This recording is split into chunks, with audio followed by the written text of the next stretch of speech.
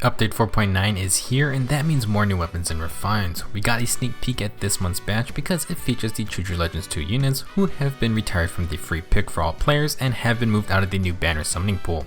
Our winners from 2 years ago are Brave Ephraim, Veronica, Celica, and Hector. Like last year, these CYL winners got some absolutely amazing refines, and I would definitely say that they are all worth getting this time if you have these units. Some of them got some much needed upgrades, and we'll be going over all of them while talking about any new builds or playstyles that you can try out. First up is Brave Ephraim. His Garm axe did get to keep its old effect and also got a nice buff. It still grants +3 attack, and if a bonus is active on Ephraim, he makes a guaranteed follow-up attack and will now neutralize effects that prevent his follow-ups. First off, they updated the activation conditions to now include any status effect, which is nice.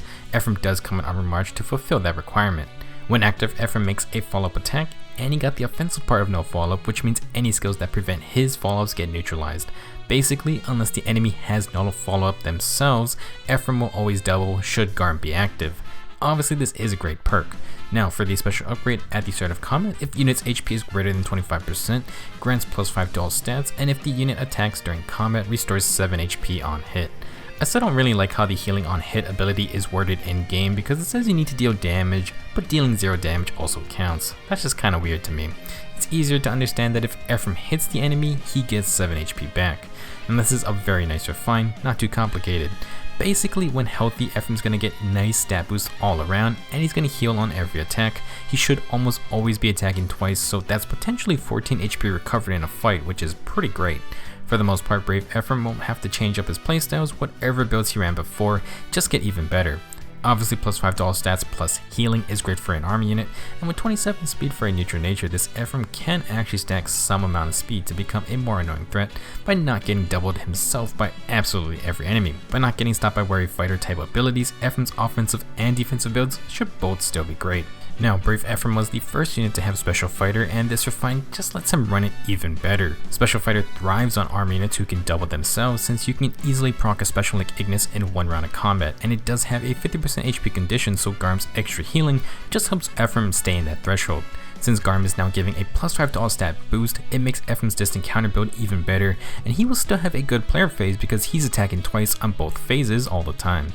Brave Ephraim with DC and Special Fighter is just a solid all-around fun unit, and while he doesn't need speed, having a little bit more can prevent doubles from middle tier speed enemies. As a reminder, Brave Ephraim wants field buffs or a status effect to proc Garm, so either bring an armor buddy or have some kind of stat buffer.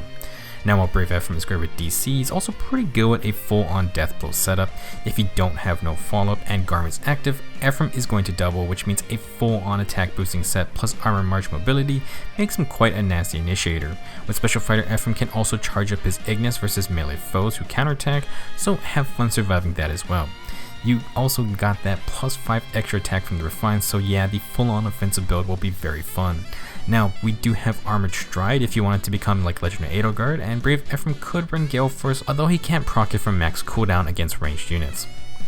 Last, we do have some other interesting considerations. Thanks to the new base effect that neutralizes skills that stop Ephraim's own follow-up attacks, he can actually run Wary Fighter and still double himself. Basically, he can run Hector's old Omni Breaker setup, but Ephraim doesn't need an extra quick riposte skill. While Special Fighter is just amazing for spamming specials, and it has guard. Sometimes stopping that second follow-up attack from the enemy may be better. Personally, I would stick with Special Fighter. Coming with the next Tempest Trials, we are getting an Armor March Sacred Seal, so if you want to run a certain C skill for Ephraim, this can give you some flexibility. For example, you could slot in a Joint Drive or Joint Hone buff, maybe even an Armor Emblem buff. Overall, Brave Ephraim got a very nice refine for Garm. It helps Ephraim almost always get his 2 attacks in, and the general stat boost with healing on hit is just very nice for a tankier unit. For the most part, Ephraim is going to be fine with whatever builds you ran before. His default Special Fighter and Armor March buff are both great for Garm, and your special options can vary from Ignis, Aether, or even Gale Force if you really want. For the second time, the clear best CYL unit from the batch got the most tame refine. Brave Veronica and her staff, which I'm not even going to try to pronounce, were the clear standout in CYL2. She may be a healer, but Veronica has great stats for a more offensive role, and she has 3 movement with the ever-potent Wrathful plus Dazzling Staff combo. Basically, Brave Veronica is often used as a long-range colorless mage, and she can be a terror if you let her attack first. First off, her base weapon did not change. It still prevents enemy counterattacks, and after combat should Veronica have attacked, she inflicts -4 to all stats on the enemies within 2 spaces, and she also grants +4 to all stats for any allies within 2 spaces, including herself. This is the same as Salt's Peshcats, and it creates a large +8 stat swing in your team's favor. Now for the refined effect, Veronica grants +3 attack and speed to allies within 3 spaces during combat, and she inflicts -3 defense and res to the foe within 3 spaces during combat. Basically, that +3 attack stacks with the -3 defense and res debuffs to give Veronica's allies +6 extra damage. They also get +3 speed. While mainly a supportive effect, Veronica herself benefits from the in-combat debuffs, so technically she's getting 3 extra damage for her, not bad. Now keep in mind 3 spaces is very large, and if Veronica is adjacent to an ally, she can tag ranged attackers with the debuffs. This refined ability is also going to stack with the base effect because field buffs and debuffs stack with their in-combat counterparts. Altogether, Veronica's team can get a lot of bonus damage if she attacks first, and even without attacking, she can still provide a sizable attack and speed boost for the team in a very large area. In a perfect scenario, the enemy could have -7 defense and res, and Veronica's allies could have +7 attack and speed for a gain of +14 extra damage. Unfortunately, as a healer, Veronica doesn't have many spicy builds unless you want to get really crazy. For the most part, people use Veronica's long range, uncounterable colorless damage to just kill enemies safely, so getting an attack and speed increase in A skill is really good. Healers can run attack and speed push 4 or attack and speed solo. They can also run bond skills or the new Unity A skills if you want. The budget options will mainly come down to attack or speed +3, maybe a bond 3 skill. Healers cannot use Deathblow or Swift Sparrow, and they can't even run Fury or Life and Death. In the future, as we get more solo Sacred Seals, those can be another source of big attack or speed boost. Veronica can run the speed and res solo seal we have right now, since again, with her buffs and debuffs activated, she becomes a bit more bulky. In terms of support skills, the main newer options would probably have to be the joint drive buffs. They don't have the 3 range of Veronica's new staff refine, but they grant more attack or more speed to stack with her refine. You can run regular drive skills just fine, but the joint drives also give more stats to Veronica if you can position correctly. Sadly, while Brave Veronica can work with close counter, this refine does not increase her own tankiness. You also can't run something like close counter plus Vantage, since Veronica is going to need Wrathful Staff to do full damage. This refine really is mainly focused on helping team damage output, so you could try to stack a lot of extra attack increasing skills. Bonus speed, defense, or res doesn't hurt either. While not super game breaking, this is a nice refine considering Veronica is still a healer. She is still one of the top offensive healers in the game, and there are few cavalry healers who can match her attack and speed stats. Our third unit is Brave Celica, who has the Royal Sword. Now this Celica has a pretty cool niche, but it was definitely held back until now. For the base effect of Royal Sword, it got buffed to now proc if Celica initiates combat. It also works if she's within 2 spaces of an ally, and it gives her +1 special cooldown charge per her own attacks. Now Brave Celica has her own unique B skill called Double Lion, and that is her standout ability. When at full HP, Celica attacks twice if she initiates combat, but afterwards she takes 1 recoil damage. That 1 recoil damage hurt a lot because Celica is supposed to work with Gale Force, but once Gale Force activates, that would mean Double Lion deactivates itself. Here's where the new refine comes in big time. At the start of combat, if Celica has more than 25% HP, she gains +5 to all stats during combat, and after combat ends, she gains special cooldown count -1 and heals 7 HP. This is so dang good and solves the main issue with Double Lion. Celica can go all out, 2-tap the first enemy, gain 4 special charges, and after combat ends, she's gonna get that last point of cooldown to charge and proc Gale Force, plus Celica heals back to full HP to proc Double Lion again. Brave Celica can now fulfill her own niche much better as a Gale Force sword user, and she packs so much damage with the potential for quad attacks. Since she gets 1 cooldown after combat, she can also be a Gale Force option in Resonant Battles, since that mode actively tries to stop Gale Force because those dumb enemies increase cooldown by 1 when you kill them. Definitely could be useful for that mode since I've been using Yarn, who has a similar mechanic, and he has been really helpful with Gale Forcing across the map. Now just to reiterate, Double Lion plus Gale Force is Brave Celica's bread and butter build. She comes with Deathblow 4 by default, and she's very fast naturally at 42 speed with the Royal Sword equipped. With Brave attacks and another +5 speed from the refine, Brave Celica can easily get quad attacks off, but she mainly just wants to 2-shot the enemy. With 2 attacks, she brings Gale Force down to 1 cooldown, but the refine is then going to charge it after combat, where it's going to proc, and Double Lion's recoil damage is cancelled out, which means Celica can double tap a second enemy. If you have dancers, Celica can continuously heal back to full HP while two-shotting enemies. With a 6 teammate weapon, plus 5 attack from the Refine, and plus 8 attack from Death before, she easily has enough damage. If the enemy lives, Celica can potentially quad hit them, which is just disgusting amount of damage wise, so really you do not want to let her initiate if you face her.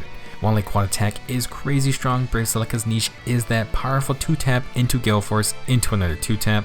Being able to stay at full health after every initiation makes her much stronger now, and you don't need to run Renewal or a healer. If you do not need Gale Force or you just want mixed phase usage, Brave Celica's Refine can also help with that. Like Fallen Celica, she can also opt into the speed based damage reduction skills like Close Call or Spurn. Because Royal Sword has so much cooldown reduction built in, I would recommend Spurn for the extra damage on special procs. The standard setup would involve Distant Counter, although you don't have to run it, and the Speed and Res Sacred Seal is great for these setups. I'm not 100% sure on which special is the best here, but Aether is obviously up there for the healing. Celica might be fine with a 3 cooldown special like Luna or Soul, but the special cooldown loot is a bit weird. Whatever you choose, the Royal Swords Refine does work with this playstyle. The extra healing is great and the all-in-one stat boost is good as well. Sadly, Celica can't have double line, but again, double line is much more focused on Gale Force procs or just stupid high quad attack damage. Last build I want to mention just for fun is the quote-unquote Infinite Miracle build. It is kinda janky, but this Celica can make it work without needing heavy or flashing blade. She does need Mystic Boost though, because we need the refined effects to activate, and those are only active if Celica starts a fight above 25% HP. When Celica gets attacked, Miracle will activate, but it's on a 5 cooldown. Celica must hit the enemy twice to get 4 special charges, and after combat, she'll get that last cooldown to recharge Miracle. She will also heal 13 HP from Rose Sword and Mystic Boost, which should be above 25% HP for the next fight. You can then rinse and repeat this pattern, but it's very much not foolproof. For 1, guard completely messes it up, and 2, failing to get the second attack off won't get us our special cooldown. The reason someone like Byleth is disgusting with this build is that Creator's Sword nullifies guard abilities and also has no fallout built in, so Byleth only needs to win the speed battle to double. Rose Sword makes a nice effort, but this is definitely just a fun idea to contemplate. In the end, Brave Celica's niche is the double line Gale Force initiations. We have so many sword infantry units, but Celica is the one with the brave attacks and tons of special cooldown. She is much more fun to use now, and I'm happy they decided to patch up her former downsides. Last up, we have Brave Hector, and oh boy, they just decided to give him everything. So Maltet was already a pretty sweet weapon with both accelerated specials and a better quick riposte effect. Well, now it also neutralizes armor effectiveness bonuses, which is actually super good to have. They also buffed the quick riposte threshold to work from 25% HP, and if the foe initiates combat, Hector neutralizes any stat penalties on him. Of course, he also gets to make a follow-up attack, which is the quick riposte effect. So already, this is just an insane upgrade, but it gets even better. For the special refine, if foe initiates combat or foe's HP is at 100% at the start of combat, inflicts -6 attack and defense on foe during combat, and foe cannot make a follow-up attack. Good lord, this is definitely up there as one of the best refines in the game, just based on the sheer number of abilities on this one weapon. So not only does Hector get quick riposte, but he also can stop enemy follow-up attacks just like his old Omni Breaker build, or how Legendary Hector functions. He also has faster specials, ignores armor slayers, neutralizes penalties, and inflicts attack and defense debuffs.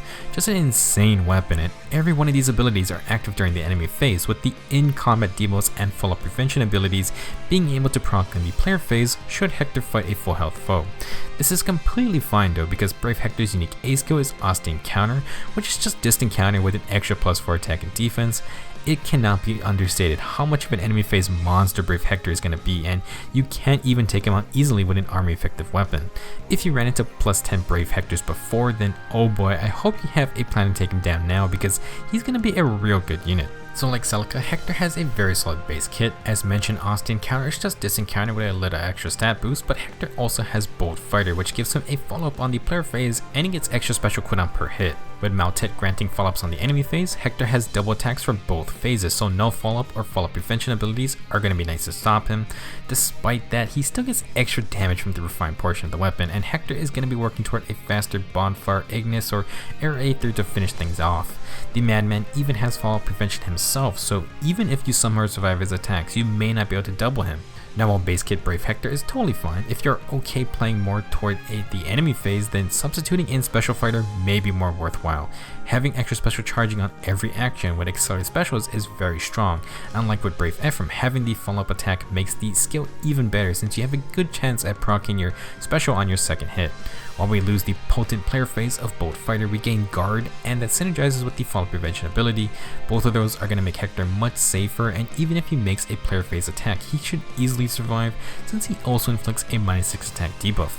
The guy is going to be insanely tanky, and you could tack on attack smoke in the C slot or Sacred Seal slot if you want. I would suggest trying to boost Hector's res stat a little bit. He does have even res wave by default, but maybe swapping that to something like Joint Drive res or having warding stats in the Sacred Seal slot could work out better. You could even use a solo Sacred Seal, assuming we get a non-speed version in the future. Before I forget, if you have the fodder and you aren't planning to use Armor March, you could set Hector up with the Threaten Attack and Defense 3 skill.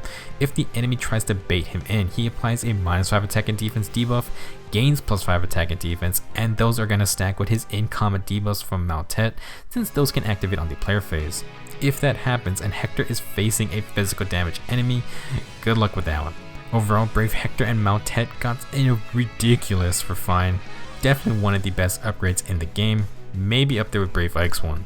That's going to be it for this video. Like last year, every refine is easily worth getting, and for the most part, playstyles are going to stay the same, except for Brave Celica, who can now be self-sufficient with her double line skill. I think Hector's Maltet probably got the best refine overall, and it's just kind of ridiculous how many abilities are on that one weapon. For me, I did grab all the refines because I got a decent stash of Divine Dueling around, and I'll be trying them out in the future. Definitely going to try Celica out in Resonant Battles to see if she can be a Go First machine, and of course I got Brave Ephraim, who I may try with a more basic Deathblow build. That's all I got for now, so I will see you guys tomorrow where we will talk about this year's Dancer banner.